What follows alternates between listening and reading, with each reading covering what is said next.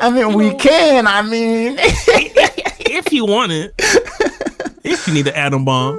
Did anybody in the show ever ask if the people that are part of the hive are on some like get out shit where like you're there, you just can't move, or like you're just... I was like, yeah, damn. I'll be honest, I never even caught that. I didn't catch that too. I didn't catch that, dude.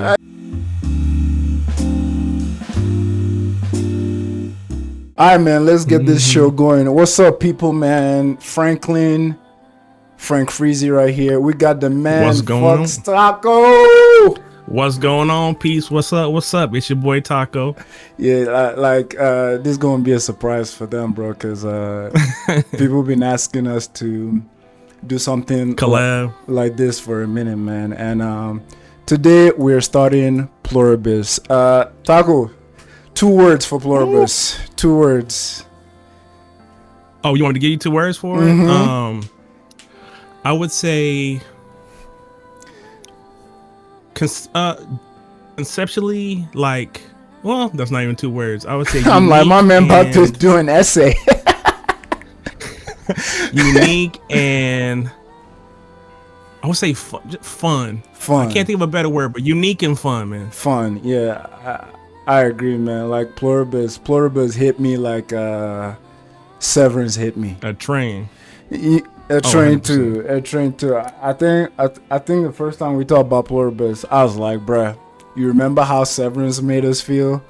Where that shit just feel totally different. That shit just feels so raw. But yeah, man, guys, we're about to talk about Pluribus today. And just as a jumping off point, I did make a post earlier for you guys to send some questions. And I paraphrased the questions to kind of make it short. Taco and I, we've been talking about Pluribus since he started watching episode 1. Weeks. Almost a month, more than a month at this point. So some questions came in. So just to get in the Pluribus vibe, honestly, let's watch a trailer. Because I just need to see their faces, just refresh a little bit. You feel me? Let me pause the music, bro. It'd be kind of cool to see one too, like a trailer, like seeing like what they were like marketing the show as. Because we don't be watching mystery, or was it? You know what I'm saying? Yeah. Because I've never even seen one. Yeah, because we don't be watching trailers. No way. I didn't watch this the other day. You can hear it, okay, right? Oh yeah, it's perfect. All right, bro, let's go. From the creators of Breaking Bad, you already know. Good morning, Carroll. Is there anything we could do to cheer you up? Right?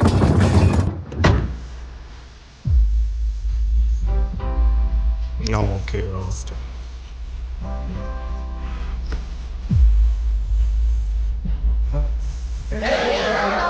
Hey, Carroll. Fuck I that. just want you to be happy. Can we pause that? Yeah, for sure. Sorry to pause it, but I will say already with just the trailer, they're showing us that that isolation that she has, and like I said, that unique touch where there's isolation, but you see there are people amongst her, but it feels so foreign already. Even here, this shot, the empty plane scenes, is like, where's everybody going on? So yeah, man. Not clean. Yeah, man. Nah, just tell me whenever you need me to pause it. Question? Certainly. What would you like to know? How do I reverse all this? The panic. King Manusos. Manusos, the GOAT. The GOAT. Rest assured, Carroll, we will figure out what makes you different. Figure it out. Why? So you can join us. What the fuck?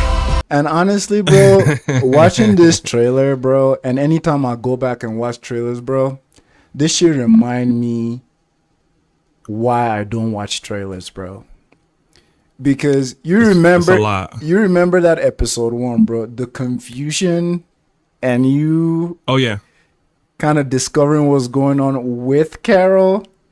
You feel me? Is way different than already going in with the preconceived idea of what it is. Yeah, right, 100%. So like watching this trailer, I'm like, this is an amazing trailer, and it would hook so many people. But like, man, nah, never watch a trailer, fam. In real time, watching her partner pass out and shake and do all that stuff, and going into the bar and seeing all them. Yeah, it's. I mean, I haven't seen the full reaction yet, but I'm sure it's insane. And especially for what we do to like reactions and how we love to like sink our teeth in this shit. Like watching a trailer is like a no-no. It's like a no-no.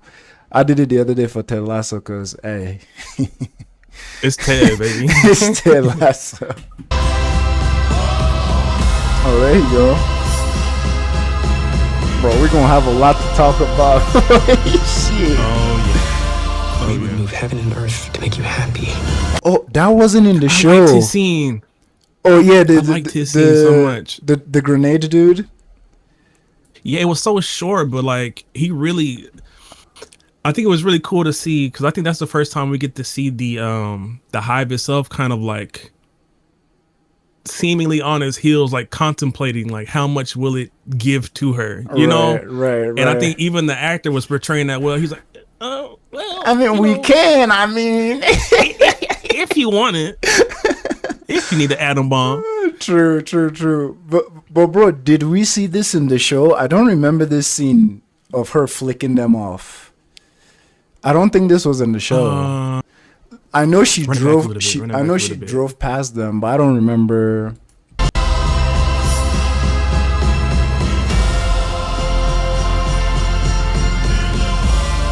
We would move heaven and earth to make you happy. I don't know if I remember, but yeah, this guy. I'm not sure. The people can let us know though, because I don't really remember it either though. Yeah. Happy.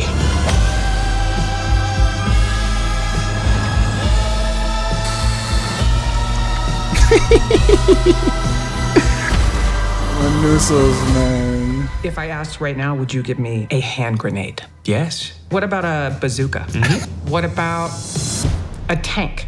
Oh, sure. And also, yeah, I mean, seeing that trailer will hook me. I would be hooked immediately. And I love that they didn't even mention the atom bomb in the trailer. Because that's something some motherfuckers would be like, oh, that has to be in the trailer. But nah, that gives a lot away. But I loved that they stopped it at tank. For sure. Yeah.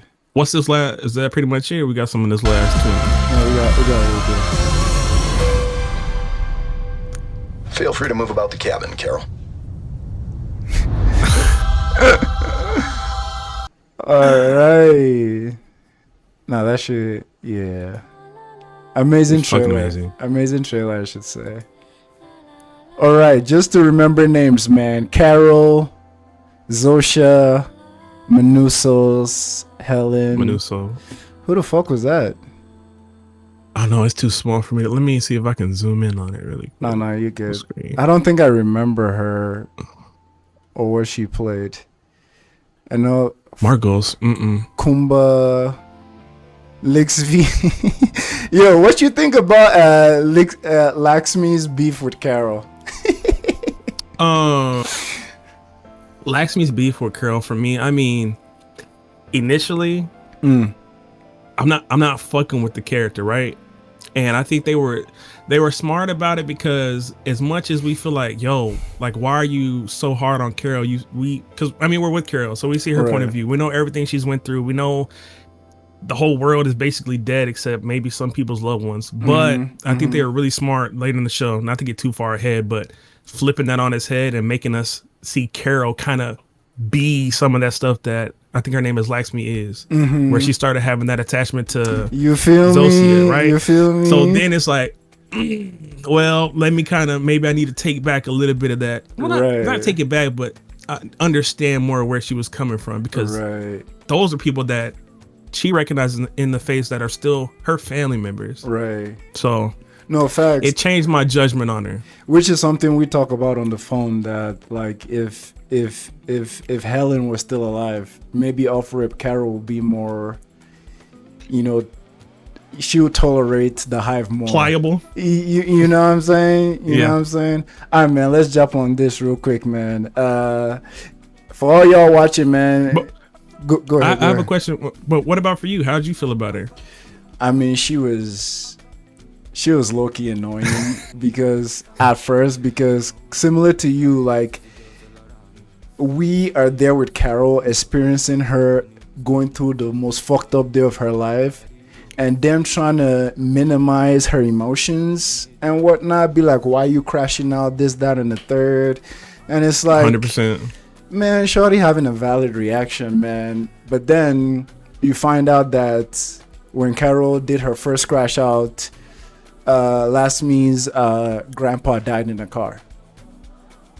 So you know what I'm saying? So I get it as well. You know what I'm saying? And this show does a lot, and I feel like that goes into our first question by Kate Makes. Do you feel that the show respects the viewer's intelligence? Go ahead, bruh. 100%. 100%. I think they respect our intelligence, because I don't think everything is just spoon fed to you. They leave a lot of room, a lot of air for your interpretation and what you may feel about certain characters. I feel like some things may have came off a little heavy handed, but you need the people who aren't tracking to follow along too. Like when they had their for lack of a better term, their debate on Air Force One with the flag in the back, and they have Carroll say what she says. I think a lot of us pick up on that earlier, but you have to kind of keep these people moving along too. But to answer that question, yeah, I do think that they they respected it the whole time through. Yeah, 100%. Especially, bro, you had a Naruto track in the back. The OG. 1000% they respect viewers' intelligence, because this is a show that has a lot of empty space for you to just witness what Carroll is witnessing to. Like, the writers respect you enough to not be junky for just something happening 247. It's like they want you to sit in those emotions and whatnot. And of course, like, you know, bro, we be talking about, since we do reactions, like, especially when we was doing anime and stuff, about how, oh god, you bring up something like, yo, this writer is clearly trying to talk about racism or anti-blackness or something, and there'll be one motherfucker in the comment being like, man, where did you see that? It ain't that deep. You know, motherfuckers who can't even read subtext at all, you feel me? So it's like, with a show like this, there's so much packed in there that the writers don't have to spell it out for you. They just trust that their viewers can, like, take this shit in. You feel me? I want to piggyback off what you're saying, and I'm 100% in agreement. There was a full episode with what's his name, Manusos, right? When he's going to Carroll, how many times did they just let us see scenery, just see him on the trail? Word. And I feel like the work they did with him was so great, because when we're first introduced to him, like, we see that he's not jiving with the hive at all. He's not with it to the point he'll eat dog food. This man ate dog food. He'll eat dog food, and every time they give him food, he was throwing it. But on that journey to America, what he did was he learned a whole new language just to communicate with her. He easily could have got that thing to translate for him. Easy. They told him not to go. Bro, even subtle things like the car wouldn't start, and him going to push the car instead of just trying to find somebody else's car. Him paying for stuff. That lets paying you, for like, everything. It just tells us that he's determined, that he's not going to be messing with this hive almost at all. Like, they let us see so many things without even him speaking. I think his first long speech was after they told him not to go into the forest, and he was like, you can't tell me anything because none of this is, I forget his exact wording, but I mean, you're on it. You're on that. it. That moment was so huge for me, because at that point you've been with this character for maybe 35-40 minutes, and you're just like, now I see. The layers of the onions have been pulled back, and I can see what his mind is and what he stands for. And it was like, this is what I like. It was dope. Manusos, he was amazing, bro. But yeah, man. No, I love that, man. You got anything else to add before we go to the next one? No, let me try and let me get on one of these questions if I can zoom it in. Which one should I read? You can just go to the next one. The next one is from CS. CS. Carroll views the others as conversion camp, while Manusos views them as colonizers. I would love your thoughts on that, whether you agree or disagree. Yeah, so if you're reading this and this is not your exact comment, I did shrink them down to make them like, I paraphrased and just shrunk them down because a lot of these questions came with their own explanations and thoughts, but I just picked the question part just so we're not reading an essay, and we love reading essays in the comments, you feel me? And the conversion camp thing, bro, I feel for Carroll, bro, that was, I mean, I was already fucking with Carroll heavy and her perspective, but that conversion camp edition, bro, saying all them motherfuckers at the conversion camp, that's the same way they smiled at her. They believed like they were the best people in the world, that they tried to change her, you feel me? And her viewing them as that, 100% I'm there with it. Especially, bro, someone dropped this in the comment the other day, bro. It hit me so hard. He's like, bro, nothing is left for speculation. It's like the writers knew what the fuck they were doing. The fact that her relating this to her being queer and the conversion camp trying to change her, bro, when this hive started, first thing they did, killed her wife. Second thing they did is try to get a man to kiss her. Because remember when she went to the hospital, the Asian doctor tried to kiss her to convert her.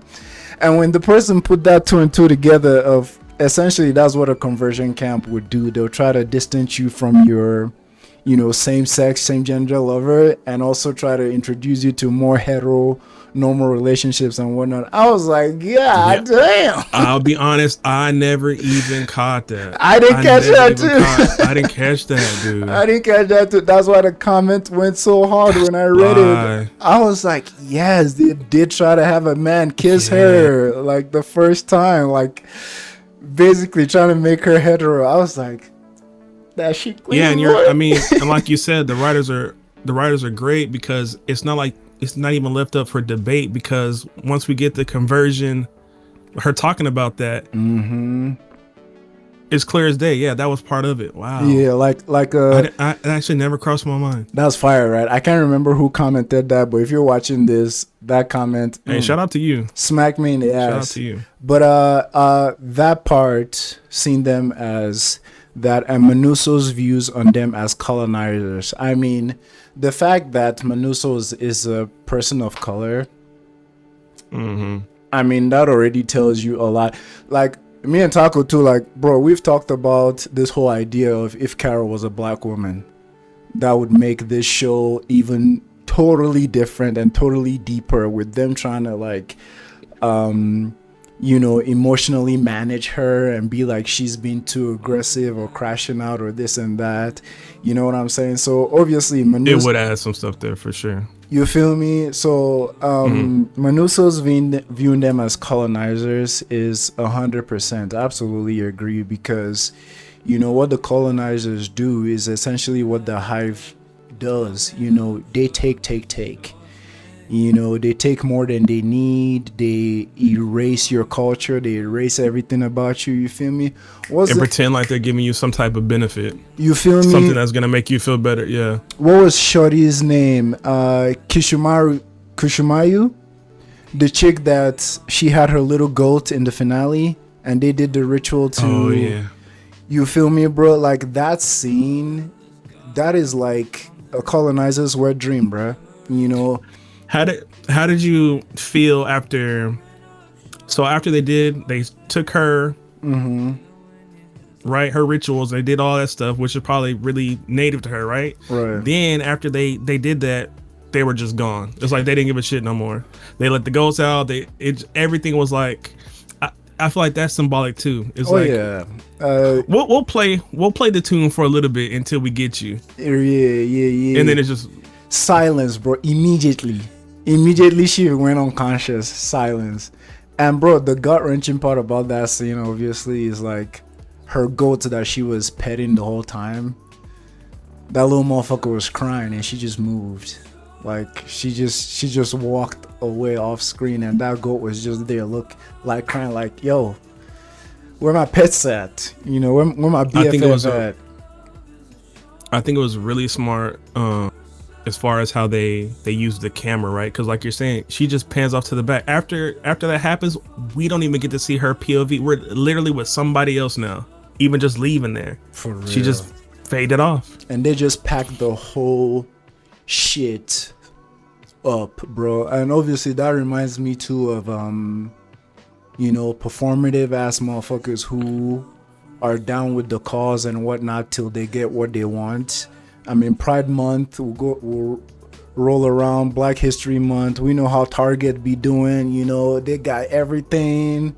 But the moment they got all their sales, they got all their performative, the revenue is done, claps and all that, they done. Like they're only there to get what they want. And in that case of that lovely young girl, it was getting her to be part of the, what did they even call it, the hive, the joining. Yeah, so I definitely agree on that part, man, that the way both of them view them, absolutely right. And obviously, like with this show, bro, there's a difference between understanding what the story is trying to say with the hive, but bro, right. we have some hive sympathizers too. Like, thankfully, not in my comments on my. Ooh, no, just them out. It's just like online discourse. You know what I'm saying? Really? And that's part of the creators trusting the viewer's intelligence. Obviously, there's gonna be people who they don't recognize what is being lost by humanity. You feel me? Like your culture being taken away, your individualism keep being taken away and whatnot. Especially going off, what's homie's name? Kumba. This dude right here. Especially going off that first conversation they had on the plane, where he clearly stated all the benefits of being part of the hive mind. Like, nobody's gonna judge me today for the color of my skin. Like, there are no criminals out there. There are no this and this and this. It's like, I know some people viewing, unfortunately, like, media literacy can be dead in a lot of spaces where, like, they take those benefits and ride with it without, like, critically thinking of the other side of the aisle, analyzing it. Yeah, man. You know what I'm saying? But yeah, man. So, go ahead. Oh no, go ahead. Sorry. No, anything you want to add to that? I mean, I think that was an easy one. Like, definitely agree on both counts. For all me. I was gonna add was I wanted to kind of hear what some of the discourse was about. What was people's perspective on sympathizing with the hive? Some motherfuckers just love being contrarian. There's one, and I mean, there's some people too who, like I said, there's a difference between that and just fully understanding the story and what the hive is all about. You understand what the story is trying to tell, but obviously you're not sympathizing with them or whatnot. You feel me? And yeah, I mean, there's the funny bunch that, like, I know we don't even like talking about too much, which is just the fact that Carroll is an antagonist to them because, like, hating women sells like hotcakes. You know what I'm saying? Motherfuckers on that side, because I didn't told you the Discord, like, we heard about Carroll before even starting the show, that she's a Karen, bro. She's a this, I was when I first started reacting, people were like, yo, some people don't like Carroll. I was like, how? How, Sway? Like, what is there not? What is there not to like about it? Everything she's doing is, even the crash outs are valid. Even when she was having crash outs, there were times that I felt like the story was telling us, if the hive represents the system, don't go against the system. And like her trying to speak against it is like it was crashing itself, like almost like gaslighting her, like, oh well, if you act out, if you do this, it's gonna hurt us, and all the people that are still, you know, human are gonna be like, hey, like, you're hurting our loved ones, you're doing this, you need to be quiet. On some LeBron shut up and dribble shit, like, don't speak out. Exactly. You know what I'm saying? Exactly. And I think too, that was one of the reasons I identified with Carroll early as well. The whole thing about her wife. I mean, if you watch my video of that, I was like, if some motherfucker do some shit and Val gets hurt, I ain't hearing shit, brother. You feel me? Exactly. Like, you're gonna kill my wife and expect me to be this perfect ass victim? Get the fuck up out of here, bro. Yeah, you know what I'm saying? And Carroll being like, yeah, she's queer, so like that's a minority group as well, and having grievance towards how that is being oppressed is like obviously something that me and you can like fucking relate with. So there was that. I was cautious, let me say, because from what I've heard, regardless, like, it influences us. So I'm like, I don't want it to fuck up my opinion too much, but I'm gonna watch her closely. If she starts doing anything that's out of pocket, obviously I'm gonna speak on it. But for right now, shit, boy, I'm like, yeah, nah, we rocking with Carroll. Rocking heavy. I'm ride or die for Carroll. For real. Bro, and to the point where even when Carroll, that's why it pisses me off with internet discourse, bro. Because when Carroll's eventual change happened, like her switch to the dark side or whatever, bitch, that wasn't an isolated incident, bro. Like, they isolated her for 40 fucking days. Like, she was starving. After killing the person she loved most and held dearest to her, she doesn't have anybody. Can you imagine being on the planet seemingly, okay, not by yourself, but with 6 other people? It's like, and they left the States, bruh. They all left. Yeah. So even when Carroll's like switch came, you know, like, we could understand. It's understandable. I remember watching I think it was 8 or 9. And even though I said, oh my God, like, Carroll, like, oh, like you gotta get your head back in the game. It's not to not say, I still understand what she's going through and how her mind could be a little bit broken right now. You're grieving, you're isolated. You've just had the biggest incident in human history. You know what I'm saying? Like, you have to be able to give that person some grace and let them have time to get their, you know, their footing back down. 100%, bro. Like, that shit was was so raw. Yeah. And they definitely showed us that, you know, obviously she was dealing with it mentally, because she even had a line wherever she said, well, no, you don't love him like you love me. Like, you have to love me differently. You know, heartbreaking.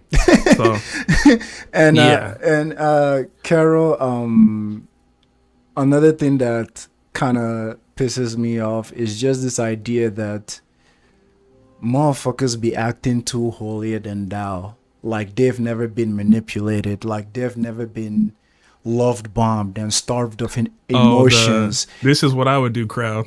Yeah, and it's, bro, like, have you never been deprived of something so much that it low-key makes you make some of the horrible decisions you've ever made and whatnot? The most irrational decisions. Crazy, bro. We going. Honestly, of the shows that I've watched, I would honestly say Carroll's probably a top 10 to top 5 character out of the shows that I've done reactions to. I love her character for real. Not Carroll, dope, man. We gonna skip Cat again, just so. Okay. Stefan and Aaron S. Oh, okay. I know y'all. Oh yeah, they're on your Patreon too. Yeah, what they talking about? So I compressed this because it was a longer comment. Do you think that most people would value their individuality over being connected to their loved ones? What would you do if your family were already part of the hive?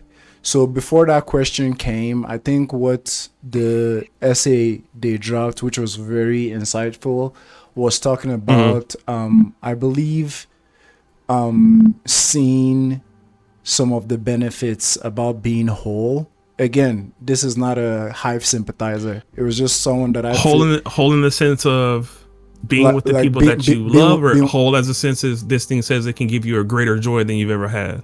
Whole as in this idea of being together with the whole world and your family and all this, and if there's a certain beauty to that as well. Again, not a sympathizer for the hive, but just one of those like thought processes and thought exercise. I would love to ask them. I would love to ask if they mean that like within the show or in like within the show, but the question, like under the control of the hive, right? But the question also like I think the question also like I guess ask for in real life as well. So like, do you think let's just take it slow. Do you think that most people would value their individuality over being connected with their loved ones? I think the show showed us, right? It depends on who you are, where you're from, and your circumstances. I know here in America, right, we appreciate individuality. Facts. Like we love that everybody wants to express themselves. They even down to the way we dress, our fashion. Like it's so maybe an American would have a different outlook on that. But sometimes I come out while I'm here in Japan, I look around, it's a lot more homogenized out here. A lot of people are more similar, thinking the same. I don't want to call it, obviously people aren't here or in a hive, but I think you might have an easier time of somebody from this area or another part of the world accepting those type of things. And like I said, I think the show was already showing us that. So to answer the question, I think it depends on the individual. Did I answer? I don't know if I answered the question. No, you did. The second part though makes it more personal. What would you do if your family were already part of the hive? Would you want to join them or be an individual outside of it? And I'm guessing this is I'm an American. Hell no. Hell nah. And I guess this also goes into if you know what the hive is and what it does. Because for Kisumaya, like I think she read the blueprint and whatnot, and she still decided to go, because they said all of them got Carroll's tapes and everything. You know what I'm saying? And she still decided to do it. So it's one of those things where I'm petty. I might have been like, yeah, I'll join the hive, but I'm gonna live my life out until I'm about 60, 70 years old. Live your life, then join.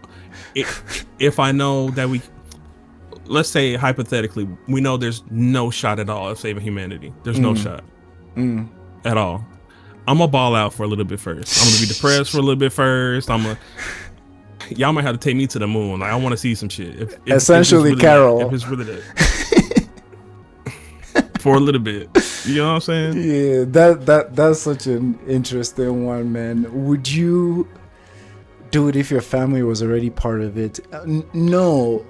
Personally, I wouldn't. Same with you, bro, because it's gonna feel like a serial killer came to my house, killed all my family, and instead of me fighting them for my life, I'm like, kill me as well. Let me go be with my family. Kill me too, so I can be, yeah. But like for me, there's gonna be a resentment against that. Yes. But that's the fucked up thing about the hive, going on to this question, and I think they touched on that with their initial comment. You opting to be with your family in the hive, it ain't even you no more or your family no more. You feel me? Those individuals are not there. Did anybody in the show ever ask if the people that are part of the hive are on some like get out shit where like you're there, you just can't move, or like you're just they're gone. Did anybody ever ask that question? No, nobody ever asked that. And obviously, So- even when they do ask, the hive's whole shit is always just to tell people, like, it's the funnest thing you've ever felt. We're all together. We're all one. That's why when he came to Kisamai's like joining, I was praying during that scene that we get even a second into her mind once she switch. You know what I'm saying? But I'm guessing 100%. that's not something the directors wanted to give away. Like, what you think about that, bro? Like, if we got a chance to see the inside. If we had got a chance to see, maybe, you know, opinions could change. But I will say this. From what we know so far, the hive is incapable of lying. Right? But very capable of withholding. But if it says that this is the greatest experience that you'll ever experience, and it knows it from other people, do we take his word? But that's the thing. It doesn't know it from other people, because once you join the hive, you are the hive. You're not part of yourself in the hive. It's just the greatest thing for it. Basically. Exactly. Yeah. So if we joined the hive and we were individuals in there still, like a fan club, that we're all fans, that we can have our little disagreements and individuality in there, we can say, but like, from all we know, it's like pouring a cup in a pond. Like, that water becomes part of the pond. You know, you're not an individual anymore. So we can't even trust when the hive says that. And I think we got into it with someone in the comments too, talking about like biological imperative and whatnot. And it's not really manipulation. That's his thing, right? Yeah, like, it's not even manipulation like that. And I'm like, I don't know about that. I'll say man. this. I'll say this about that thing. I love this analogy because it just always makes it make sense for me. If we look at, and follow me because it's gonna sound like I'm going off far, but I'm bringing it back in. If we look at a person like Makima, for everybody who doesn't know who that is, that's a demon from a specific anime. Chainsaw Man, If baby. we look at Makima, she may look human, she may appear human, but everything she's doing is for a specific goal, because she's not human at all. She has to control. Everything she does is to control as a demon, right? So I think I get what that person's saying, as the hive is doing what it needs to do biologically. From our standpoint, yes, that is manipulation. From its standpoint, it's doing what it needs to survive. What's tricky is, after it's ingested all the philosophers, all the lawyers in the world, all that stuff, it understands what humans see as manipulation. So it knows if it's doing that or not. Absolutely. Even though its biological need may supersede what it's received from humans, it still knows what it's doing. So a spade is a spade. I guess I just answered my own question. It knows it's manipulating. It knows that that's not.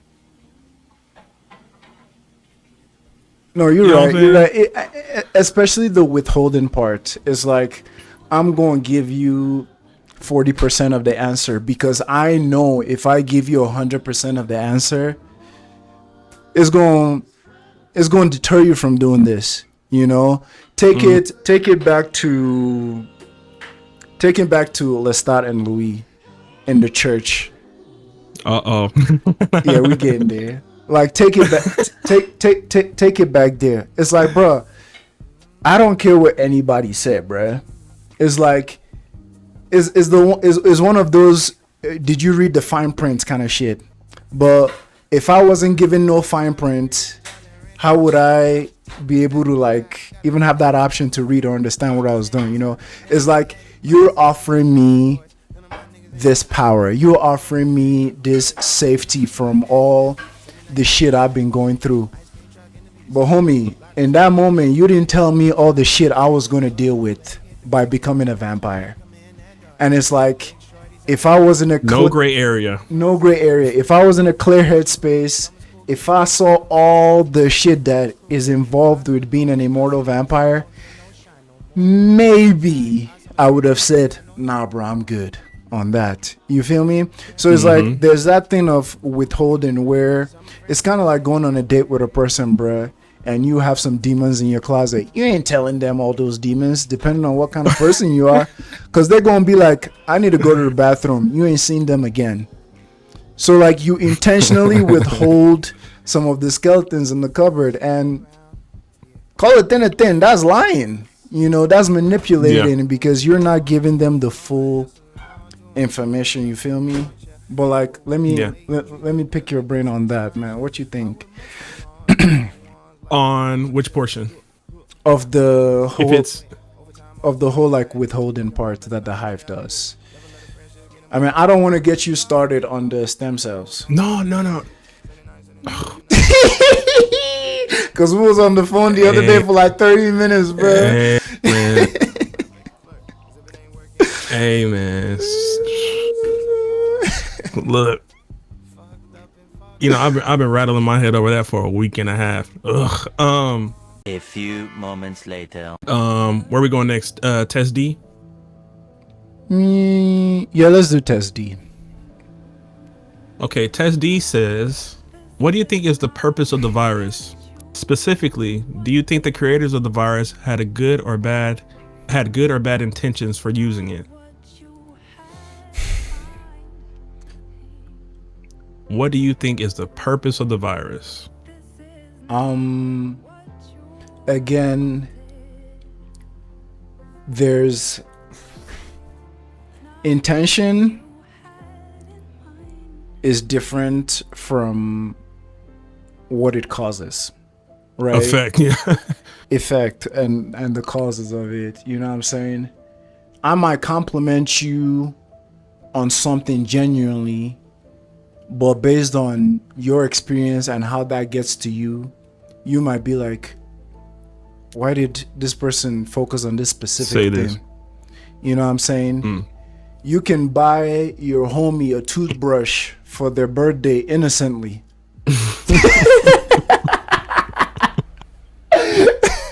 They breath hot. You feel me? Your breath is hot, boy. Hot. You got that dragon breath, bruh. You know what I'm saying? So you can innocently buy a toothbrush, maybe because they like anime and it's a one-piece toothbrush and you just saw it at the mall or something and you buy it, but your homeboy be like, what he trying to say, man? I got that dragon joint. You know what I'm saying? Yeah. You had good intentions, but how it was taken. Now, putting that... And you waited until they got close to you to give it to them. They breath reminded you that you had it. Oh, yeah, bro. Hey. I got something bro, I for forgot. Oh, you reminded me, bro. I got this for you. Oh, my God. Here you go. You're killing me. You're killing me, bro. But yeah, but like going off that on this question, regardless, it don't even matter. The aliens or whatever, they could be Black Jesus. It don't matter. But what are the effects on our life based on our perspective? Like you said earlier, they're imperative versus what we see as manipulation and taking advantage of us and all that, you know? So they might have the best of intentions with this, as they say. They want to make... Hey, hold on real quick. I think these fools might be here. I didn't even mean to cut you off. Oh, no, you're good. I'm sorry. You're good. 1 sec. I'll just write the timeout and cut it in post.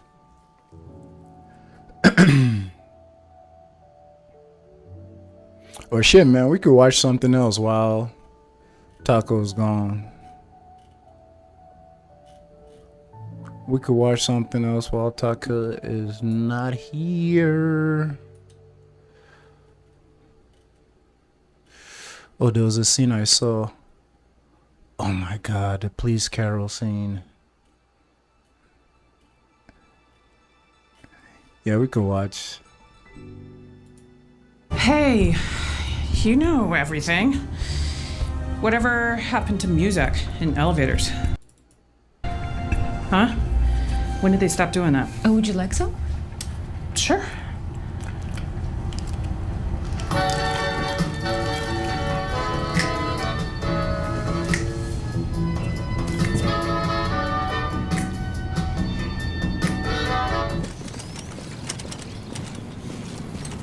Nice day. So much tension in It this is. scene for sure. Thank you for bringing us outside. Well, how much it sucks being in hospitals. Okay, Better no, out I wasn't here, there. right? Somebody else was just knocking on the door. Oh, Little sunshine. we were just watching the Carroll scene where she injected Zofia. With the true serum stuff. Oh, Carroll was cold on that, bro. Yo, Carroll is low-key a dope-ass detective, bro. I think the thing that really caught me and was like, oh yeah, she about it. She handcuffed her to her. She was like, you ain't going nowhere. Nowhere. Like I'm not letting you get away. We're getting this answer. But yo, I think we was talking about I already gave my opinion on it, but you were gonna add on the whole The Test D one? The what? Are you on the what do you think about the Yeah, purpose of the virus? The intentions, yeah. For this one, I mean I'm pretty much aligned with you 100%. Like that's exactly how I feel too. The intent, well, what do you think is the what do you think is the purpose of the virus specifically? Creators of the virus, Good or bad intentions using it.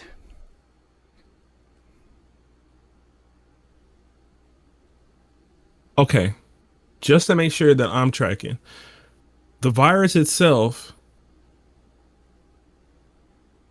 what initially started the virus? So the virus came from a transmission from outer space somewhere. I think they mentioned the planet or the area it came from and whatnot. Then humans essentially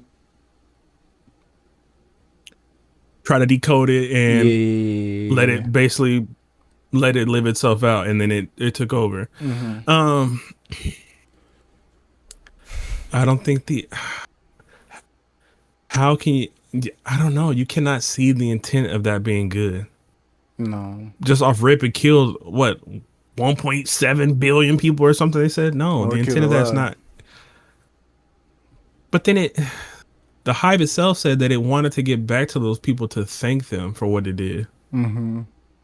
Like give them a thumbs up. I guess, yeah, but I guess that doesn't have anything to do with what the creators of it intended. Right. Because, bro, if we attach this to, I want to hear what you think about what I'm about to say. If we attach this to the initial question of Manusso's viewing them as colonizers, like manifest destiny and all that, coming to the Americas, wiping out the indigenous Traile all that shit. Yeah. All that, you know, their intention in their mind is to spread the gospel, find a new world and all that.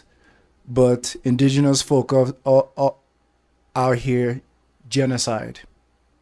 Yeah, but in turn you created the Trail of Tears. Like, yeah, okay. You know what I'm saying? I get you. So like attaching that, what do you think about that? Honestly, I think you bodied that. I don't think there's nothing else to say. I think you're 100% right. Yeah. That was supposed to be a question, bro. Nah, it ain't even. After you add that to it, it makes it crystal clear. Like, and maybe that's the writer's intent, because something can be dressed up to look nice, and it can make you ponder and think, well, maybe it wasn't this. Okay, we're looking at it from their perspective. Let's go back to what's actually, like you said, the effect. What's happening to the people, to us, that you did this, that you did that to. What do they call that? There's a term that people use, and maybe I can't think of it right now. Don't ask you know me. me, I'd be forgetting shit. Don't ask me. don't ask me for no term.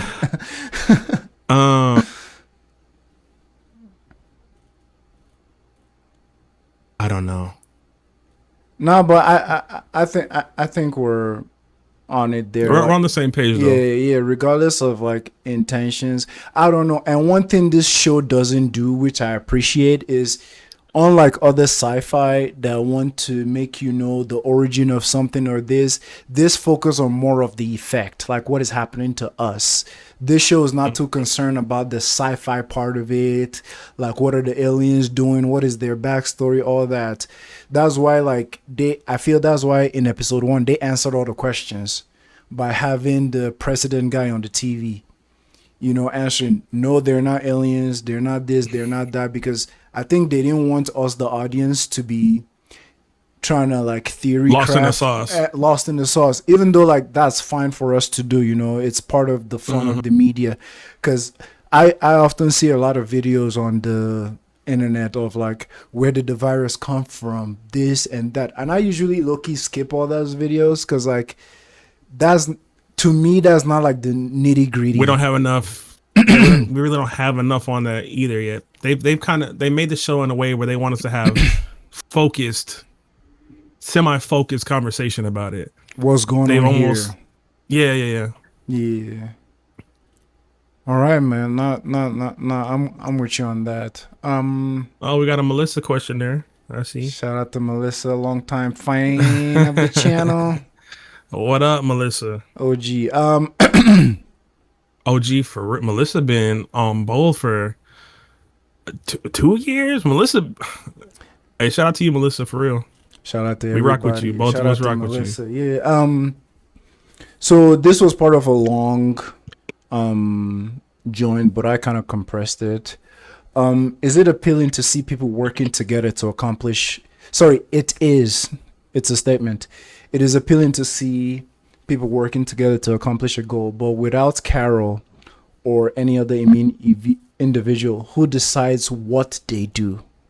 As on to what we're talking about earlier. And what would the world look like with no Carroll, no immune individual? Does the hive have a leader, or they gotta have some kind of end goal, right? So what do you think about that? Without Carroll, without all our immune, if you think about Kisumai's changing, when she was out of the picture, they just went back to dormant. You know what I'm saying? So what do you think of this question? The first part is like, yes, it is appealing to see everybody working together, a la Kuba's argument at the beginning. But the second part, like without Carroll and the Immune 11, what do you think they would be doing? Do they have a leader? This is gonna sound funny for the first part of her question, where she's basically asking who decides what they do. The answer is we, not us as people speaking as the hive. We, because they speak as if they're all one entity, right? Right. So it would make its decisions for itself. I think it sees itself as there's no true leader. It's just a unit, like organism that can inhabit different people, but they all communicate together. Not even they all. It communicates all together. They move as one with itself. It communicates with itself. So no, I don't think it has a. Or maybe she's trying to ask, like, what do you think? Maybe her part of her question is saying, like, do you think it has somebody in mind, or something's sending something else to it to direct it to move the way it does? Right. And maybe so. And then the thought that just came to mind is that scene where they said I forgot music.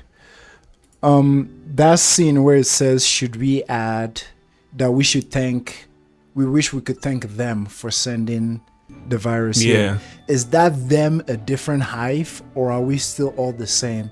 And if we're all the same, why would we need to thank them there? You know what I'm saying? Yeah, like, does it have a entity it sees as its creator, and is the signal that's being sent out still puppeteering what it's supposed to do? Like, this is your mission, kind of like go there and collect all that and then make your way back to me. So maybe there's something like that going on. What's the second part of her question? Does it have a mind? It has to be some. They must have end goal. I think it. Yeah. I think its end goal is what it said. Like, it's.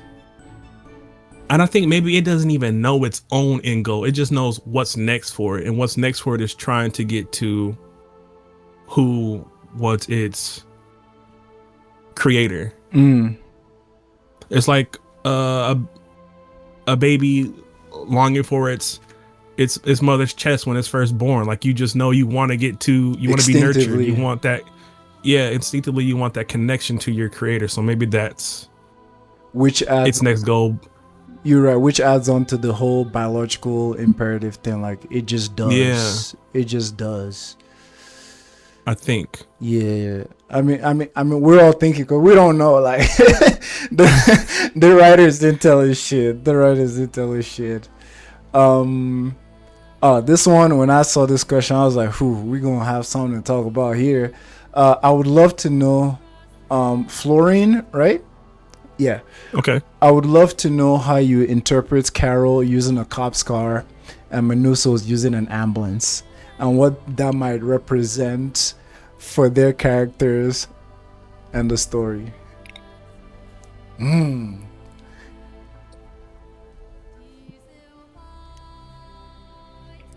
feel like there's a lot of ways that can go. A lot, brother. A lot, bro. That just sent my mind racing a little bit. Let me set you up for something too.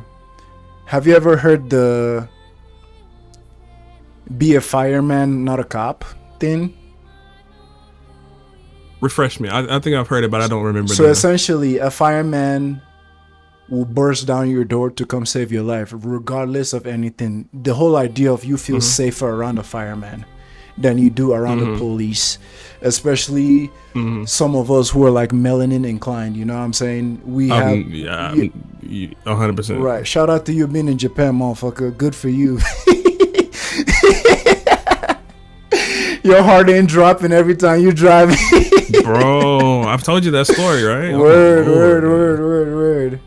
So yeah, that whole idea of feeling safer, that knowing the fireman is coming for you. That's why even in social work, some people say for some emergencies, call a firefighter instead of just like calling a cop, because have no training with this de-escalation, or probably they do, but they trust their blicky more. You know what I'm saying? So going on this too, like I just wanted to say that to help kind of like dig through your mind a lot. It's so layered, dude. It's so layered. I'm gonna try to think of a specific instance where I think some of those things represent those characters. So Manusso's, right? It's weird because it feels like he's attacking the hive when he's in that house that's beside Carroll's, right? He is attacking the hive, but in attacking the hive, what he's doing is trying to help Rick. The dude's name was Rick. He's trying to help an individual, right? And it's like the ambulance represents that, but it's so flipped because you could see it as danger to the hive, but us as humans see it as protecting our lives, trying to figure out what's up with us. Henceforth, the ambulance. Absolutely. Safety. Then resuscitation. Then we have Carroll. Pulling up in the cop car. Or she didn't pull up in the cop car, but we know she has a cop car. She goes and gets her shotgun, and now she's blowing warning shots above the head of somebody who's trying to save human life. And I think that scene represents, no, for real. I think Keep that cooking, scene brother. represents. I think that scene represents what that person's saying so well. I don't truly have an answer, but I think let me think deeper. No, bro, you was cooking with that. I never even thought about her firing the shot part. You know what I'm saying? She fired about it. Like, what's up? Essentially, at the end of the day, this is a human firing a shot at someone trying to resuscitate someone, but since she's already on that other side, she saw it as a threat. And if we won't even link that to the example I made, so cop-like, like the examples I've made, like how many mentally ill people, how many people having episode have been gunned down by police. You know what I'm saying? Especially black and brown kinfolks, you feel me? And you add in that in there to that conversation. I like that. I ain't gonna lie. I like that. Because in that moment, yes, Manusso's was hurting. Going to your ambulance thing, that yes, it seemed like he's afflicting pain or whatnot, but like in general, he's trying to save that guy. The kind of way where like so layered. If your heart gives out, they shock the shit out of you. That is inflicting pain, but the end goal is saving your life. To save human life. Low key too, right? But nah, I'm sure there's more examples I could think of, but that's such a fabulous question. It really is. And when you think about, obviously, even the race dynamics, of course, I didn't even bring that into it, but there's so much just off of that too. I was just gonna say, as much as we rock with Carroll, there's that aspect of, whiteness and privilege that, it goes hand in hand with the police. That's why black and brown neighborhoods are over policed. That's why that's where they spend most of their time. And talk about the prison industrial complex and all that. It's like there's a certain level of bad taste the police lives in your mouth in relation to white folk and how they cater to white folk and how they under enforce around white folks. You know what I'm saying? So there's that linking with Carroll and a cop, and Manusso's with the ambulance. And essentially, for the story in general, Manusso's is trying to save the world. My name is Manusso's Orero. I am not one of them, and I am here to save the world. I think that was his motto, right? And I just had another thought too. And him being in an ambulance, you got your mascot right there for what he's trying to do. Well, go ahead. Let's see. So you have the person of color who has to, well, he didn't, but is trying to convince the white person that we need your help on this journey. Like that's in there too. We need your allyship. We need your allyship. It's there. And bro, bodied that. This conversation alone is another L to the "is not that deep" crowd online. Oh, it's deep as fuck. I hate when people say that. It's always that deep. The "is not that deep" crowd is usually motherfuckers that don't want to sit with the discomfort that witnessing some real shit is doing to them. It's like, I don't want to think about my white privilege right now. I don't want to think about how the patriarchy serves me in this moment. Yo, I don't want to think about how your blackness makes you feel. I just want to, it ain't that deep. And it's like multiple L's for them every single fucking day, bro. Because it is that deep. Again, going to be uncomfortable. Sit in it. Sit in that discomfort. Exactly. A lot of growth happened there. Don't become a bigger asshole. Sit in that discomfort. And I think that goes back to, do the show trust the viewer's intelligence? Yes. 100%. Because 100%. We could dissect this for hours because there's just so much there. And low-key, I wish we did this on live.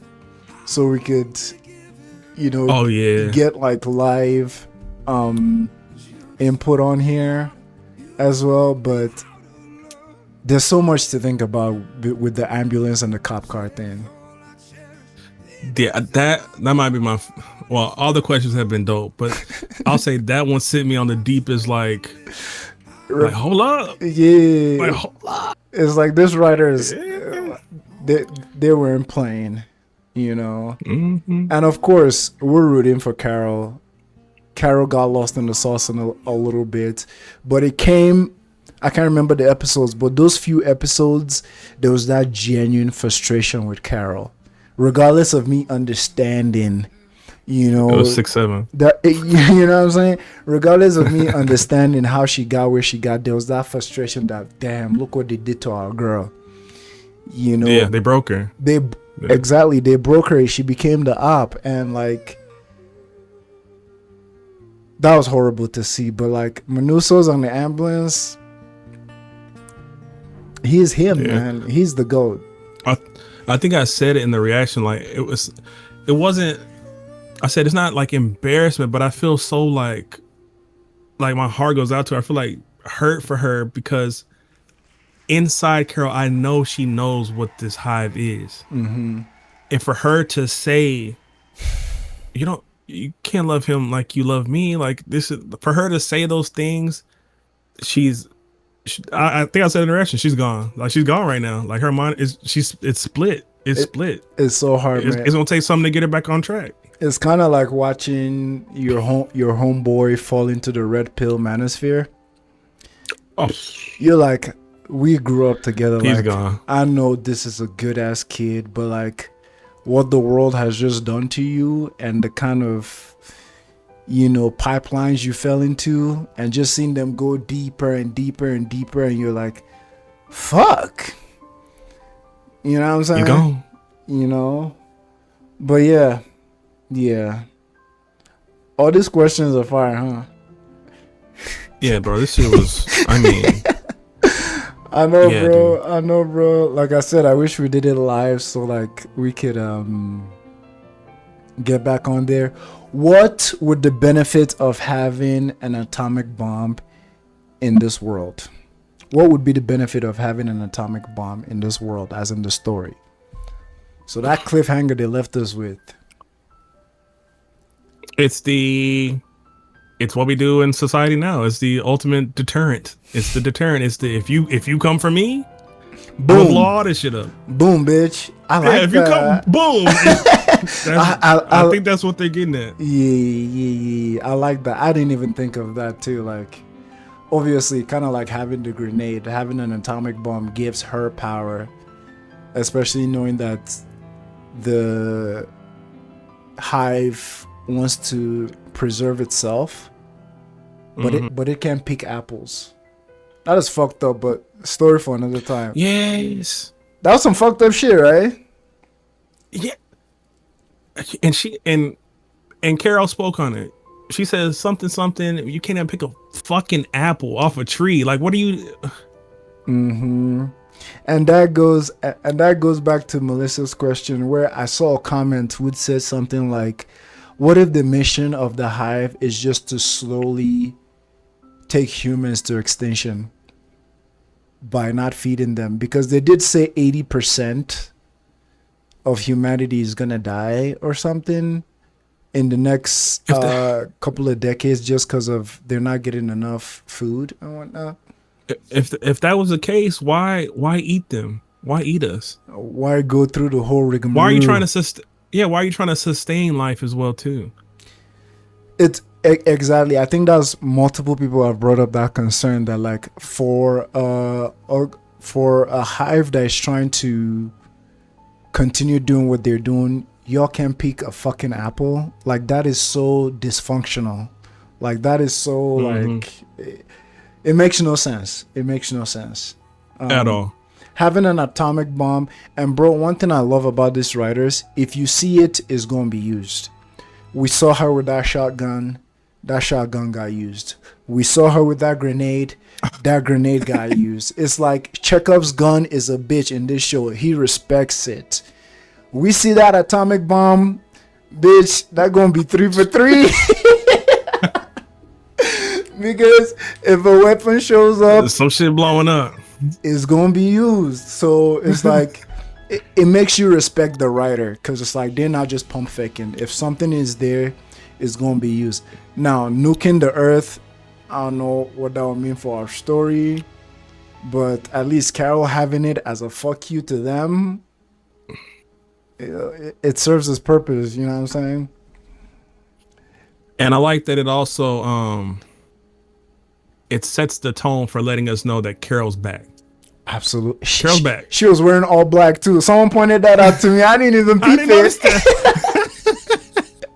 She came back all black, bro. Shorty was looking like Trinity in the Matrix, bro. No, that was clean. She absolutely is back, and the way they ended it to like Menuso's.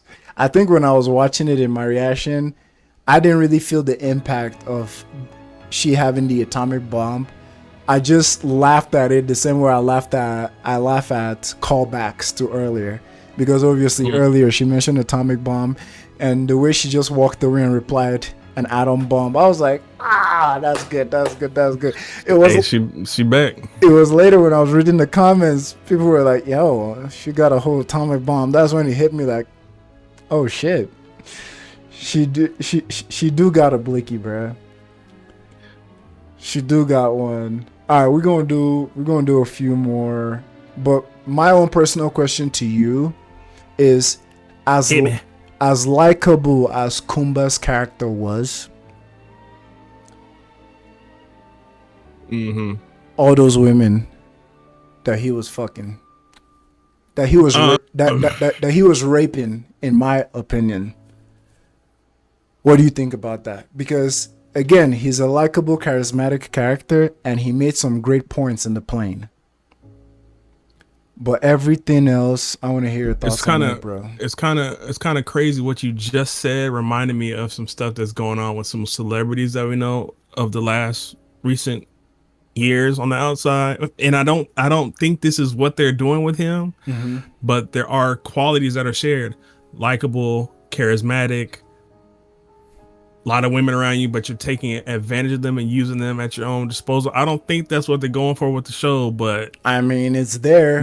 Call it the We've heard a lot of stories of these powerful dudes, flashy, Epstein, Trump, in and about, and taking Weinstein, Diddy, all of them, all them bitch asses, Diddy, Brown, all of them, exactly. So I think there are some similarities on what he's doing compared to those dudes. I don't think that the hocus pocus belief that there's world peace and nobody's getting hurt justifies what he's doing to those women's bodies at all. At all. And that's why, as much as he's funny and it's cool to see his scenes, especially because every time he's on scene, on camera, we get information. Like we got the Carroll going to go see him is the reason why we found out about the stem cells.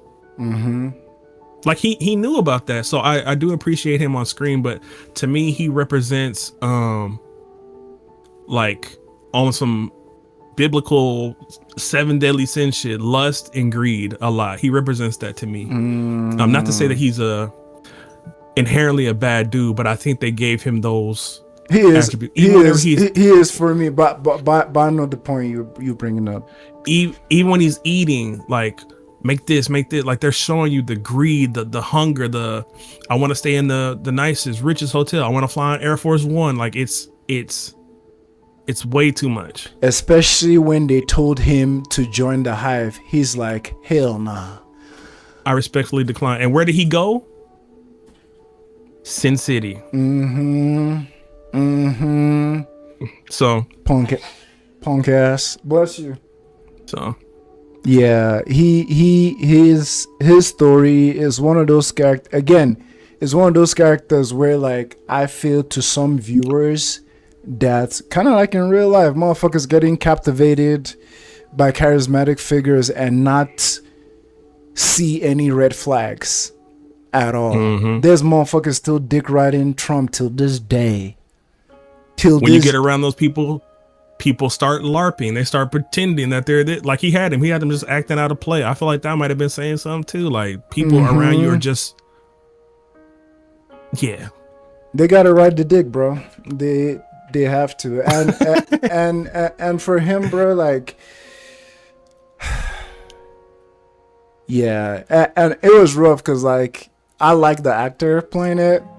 Cause like he's smooth. He's so good. And I saw some interviews where he said they allowed him put a lot of his own ideas into the character to make him likable and this and that. Because if they made him like very raunchy, just straight raunchy and unlikable, there wouldn't be a lot of nuance there. It's kind of like I haven't watched the show Us about the stalker guy. You heard of Us, right? Is on Netflix. Us is about a guy who he's essentially a serial killer. He goes for women, pretend he loves them and something like that. But no, I saw an interview. I haven't watched the show, but I saw an interview with him. I think it was in a video talking about why writers make some villains very cool, captivating, and this and that. You know what I'm saying? And he was saying there was this scene where he was beating his meat while watching a woman through the window and whatnot. And he said in acting out that scene, himself wanted to look as ugly as possible in the act, so you see it as a disgusting act that it is. But the directors and stuff were telling him to act more calm and sensual while he was doing it, in a way where, like, you know, just giving the viewers this idea that he's doing something that might be casual, titillating to like viewers watching. And he was like, that director's note was fucked up to him, because he wanted to like act that scene as gross as possible, you know, so that motherfuckers watching won't feel any kind of, you know, like good thing towards it and whatnot. So I really like that interview a lot. Is like he tried to depict it, he wanted to depict it a certain way, and Kuba's character, I think they nailed it with him, because like I'm sure there's a lot of people who, because of how he is, they're gonna feel like, it ain't that bad. You know what I'm saying? There's something about his character that you want to see more, because like you feel like there's something redeemable about him. You feel like you can still, like, he might come around. You feel that. You feel maybe he'll come around. And you know, they've been doing that with us for a long time. Even to go back to a person like Griffith, the most charismatic, beautiful, long-haired, blue-eyed, fair-skinned, like they seem so likable, but underneath is that, you know what I'm saying? That was a devil right there, bruh. Yeah, that was the devil. And yeah, I think that's why I want to see more of him, because like the way he acts that character and everything makes him seem like an alright guy, but like when you put it to even the lightest scrutiny, he's a douchebag, you know. And some of the things he's saying, like you said, with the greed and everything, like he must have a woman from every continent and this and that. It's like, whoa, homie, whoa. It's weird how people will perceive actions if you do it with a smile on your face. And confidence, facts, yeah, confidence. And of course, he got that pretty privilege too, you know. I mean, not that he needed pretty privilege with the hive, because they were going to say yes no matter what.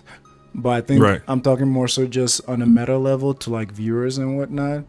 As an audience, yeah. Yeah, an audience. I mean, Ted Bundy was able to do as much as he did just because motherfuckers were like writing this man love letters. He's so handsome in jail and shit.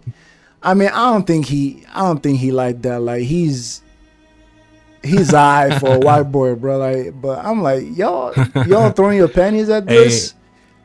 Hey, different time, man. To each their own, too, man. American values of what was beautiful was very different. No, that's very weird, different. Man. Which one have we? Drunken Nugget. This is a good step on. I think this is probably the last one, because we're going into an hour and a half. If you were in Carroll's position, how would you react?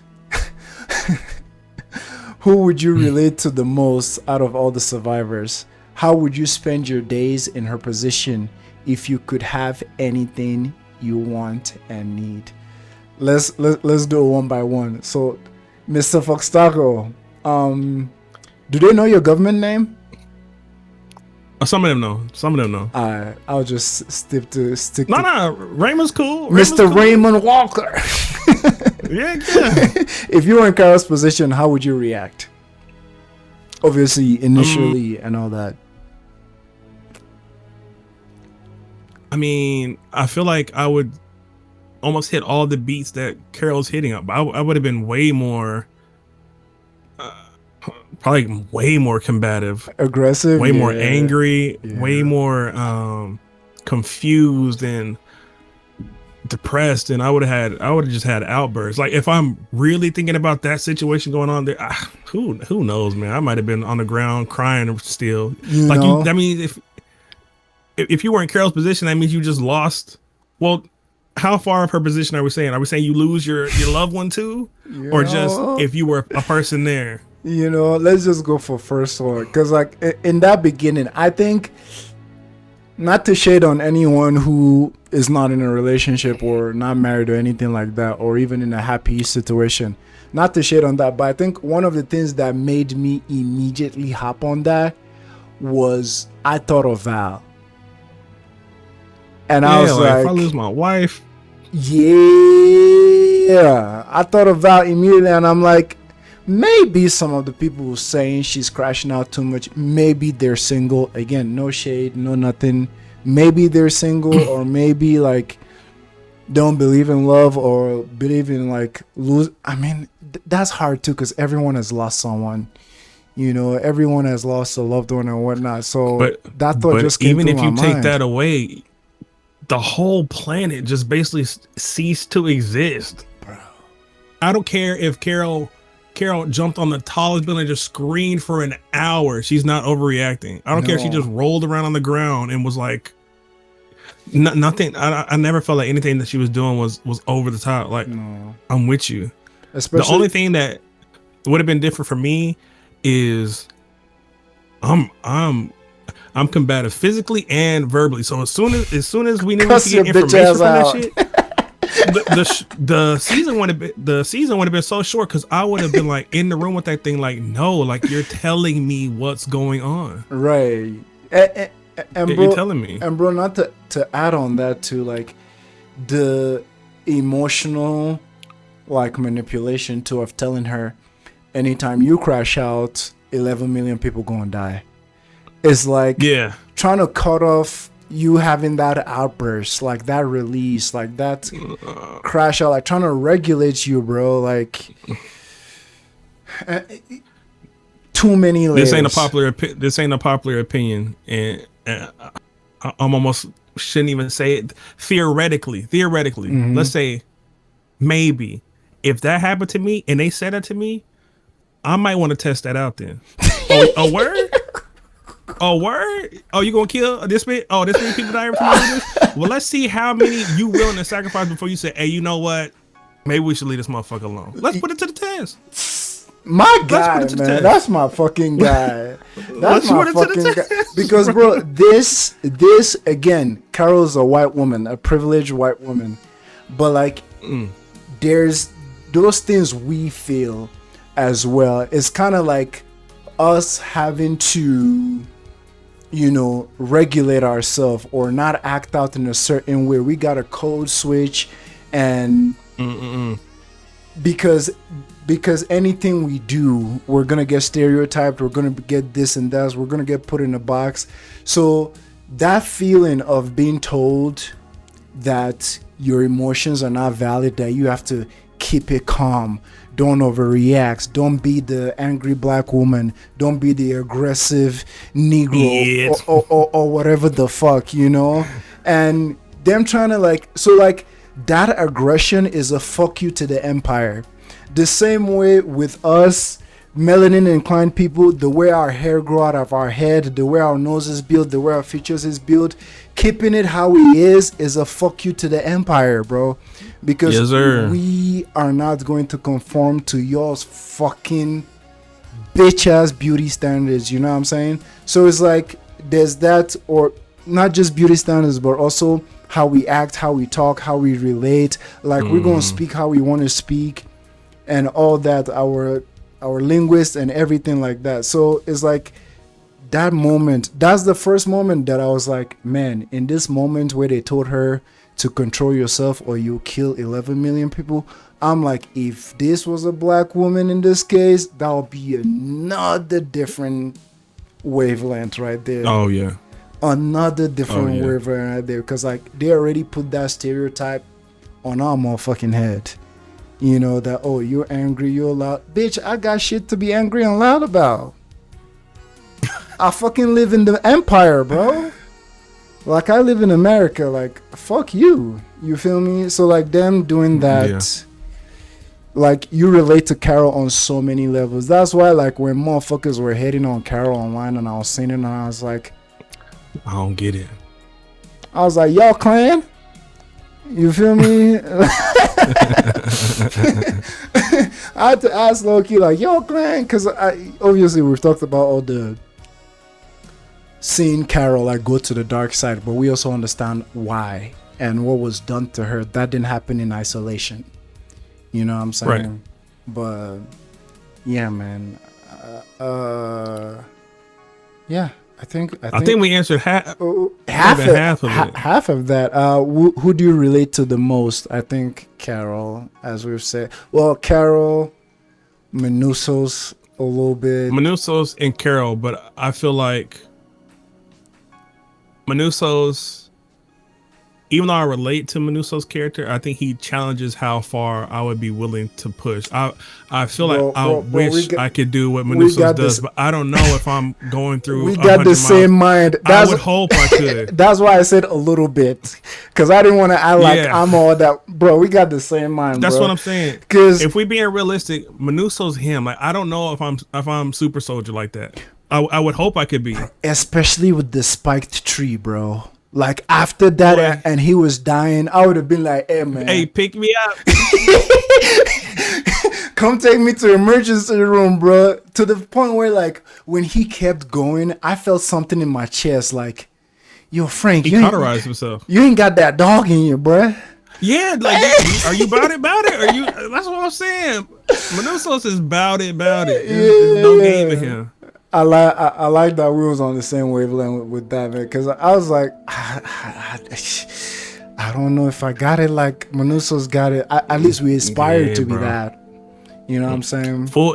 He picked up a new language. He was siphoning gas. He was cooking. Like, those are skills that you have to either know, like, you have to have had some of those skills before. That's not something you just come upon. And I feel like even when Menusos, I feel like they were kind of trying to show that too. Like, even with everybody being the same or connected, there's still something to be said for people who can do the hard work, learning how to fish, learning this. Like, you don't have to be connected to everybody. Like, going, if you could easily go get somebody to translate something for you, you could use your phone to translate it. No, fuck that. I'm gonna get in a book and I'm gonna learn. I'm gonna do all this stuff. I don't need somebody to come in. I mean, hey, I get somebody to fix my car, but I don't even need somebody to fix my car. I'm gonna figure it out. I like that. I'm gonna do what I need to do. You can't help me. I don't want help from this this thing that's built up. This entity. I like that. This entity, right. How would you spend your days in her position if you could have anything you want and need? Yeah, probably the exact same. I probably would have had that. I would have started off like writing shit down, trying to figure out what was going on with it. Eventually the hive would have been like, we need to get the fuck away from him. I would have spent some time alone. I would have been depressed, sad. I might have picked up drink, who knows? Right. I would have picked up some vices. And then eventually I might have got to that point too where, like, I just need somebody to be around me. Right. And may have called it back. And I might even have let my mind slip the same way hers did. Absolutely appreciate they put her through hell, bro. They put her through hell. Personally though, like, I have said that, like, I think me and Carroll's decision making would have been a lot similar. And once I get to the point where I'm like, there's nothing I can do, yeah, I'm gonna get with it. We ball. Fuck it, we ball. Like, I ain't taking advantage of no one. I ain't fucking people unconsensually or whatnot like that. But, like, shit, like, make me some creme brulee. You know what I'm saying? I might be on the moon. Hey. You know what I'm saying? I'm gonna flex. I'm gonna do things eventually, you know. But the fact that, like, there's two things that made Carroll not hop on the bandwagon quick. First is this idea that they might come for her. Like, they're still coming to her. That made her not relax earlier. But, like, if that was not a case and Helen was still around, I feel like she would have been on there a long time ago. Like, with some of the rest of the survivors. Curious what would have happened. Right? You're saying if Carroll had to just survived, but she was still part of the hive? No, yeah. Kind of like... No. If Helen had been part of the hive. Kind of like other survivors still had their own loved ones and everything, and was just cosplaying their regular life. Shit, I might hit up my mom, because it's essentially what Kuba was doing with his James Bond scene, and what others are doing with their family. Like, just cosplay my family. You have all the information.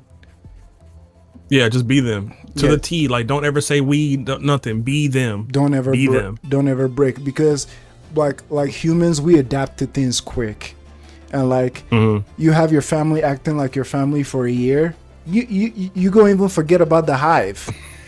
Like, just have a thing set up where every city I'm flying or everything I'm going, let the people in that place just be normal. Look like, yes, have them, make them LARP, live action role play, all of it, all day. Right, it's basically like living in the fantasy or whatnot. Like, whatever AI creation is gonna.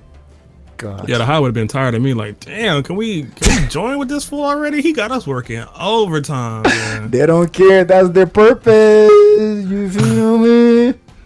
That's their purpose. Let me look and see if there's. I think we covered it all.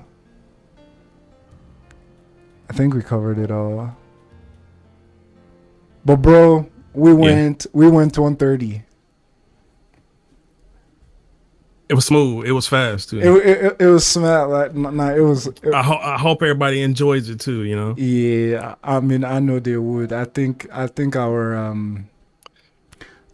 supporters and viewers really fuck with us heavy, and it's gonna be a pleasant surprise. Yeah, I think this is something. You guys listen. This is something Taco and I, we talk about all the time. That like the way we do reactions and our community, it's not geared towards like explosive growth on social media and whatnot. So everybody who is here with us, we know like y'all really fuck with us, and we talk about and it. We really do appreciate y'all all the time, bro. We talk about it because if you're watching us, that means you're actually listening and, you know, receiving what we're saying, because locked in. We're not giving what's the word I use for it? It's like for some WWE shit. It's not it's not very performative. Right. It's not very performative. Right. So, because like, especially on Patreon has been a great way to filter all the motherfucking comments saying, oh, you guys talk too much, or why are you guys pausing a lot, or why are you guys this and that. It's like, that is low-key like majority of viewers, low-key, because there was a different time, because we've done different kind of reactions. We've been thugging through this shit for like 4 years plus now, and together side by side, and it's like we've gone through anime fan bases, we've gone through League of Legends fan bases, we've gone through everything. Shout out to the League of Legends fans. We've gone Ain't through. that right, Frank? Bitch, please, bro. Like, we've gone through all that, and I think we've finally found a little pocket of the internet where like we know that like a lot of people here are here because like they like the discussions, they like the pausing, they like the, you know, insertion of like personal anecdotes and whatnot. And it's something we talk about that like, yeah, we are not blowing up on YouTube or anything, but we know that like the content we make and the, you know, crowd and communities that we interact with, like, bro, it's fun to read the comments, bro, because the amount of shits like I learn from you guys is dope. And this shit low-key feels like therapy for me, because like I get to talk to people with sense, bruh. That's why YouTube comments be scary sometimes. Love to all the YouTube viewers, but like on Patreon, I feel safe. I'm like, these motherfuckers are gonna meet me where I'm at, and they know I'm gonna do the same for them. And we talk about this all the time, man. We appreciate all of y'all, man. We love y'all, man. For real. For real. For real. And this is gonna be first of many we do, and like maybe if we get more active, and we might do it on live. But like for this one, we just try to do it. That would be dope too. Yeah, for this one, we just try to do it like pre-recorded, so we don't have that extra chats that might be fun, but also low-key distracting. You know what I'm saying? Mm-hmm. So let us hear it in the comments, man. What you guys thought of this video? ideas of what y'all want us to do. I mean, this was 140. For sure. This was 1 hour 40 minutes of just. I think this was gas, bro. Like, it was fun. We be on the phone for the same amount of time, anyways, bro. 100%. Anyways, I was on the game this evening. I was playing God of War, and he hit me up like, "Yo, you sleepy?" Let's get it. I'm like, fuck it, let's do it, man. So thank you all for watching, man. Any parting comments, my brother? No, just I appreciate y'all. Like I said, I love y'all, man. This was fun. Let us know which show that y'all think, well, there's some crossover. I guess we'd have to figure it out what show that y'all want us to do this on next. Especially shows that we're crazy. That's fire right there. I know, right? Especially shows that we've already covered. Severance, Ted Lasso. Ooh, we talked about Severance. Both of us are watching Abbott. We could do what's another Hannibal interview. Hannibal. There's some shows, man. So y'all let us know. Y'all let us know. Thank y'all so much, man. Y'all be smooth. Shout out to y'all. Peace. Man, that's a wrap.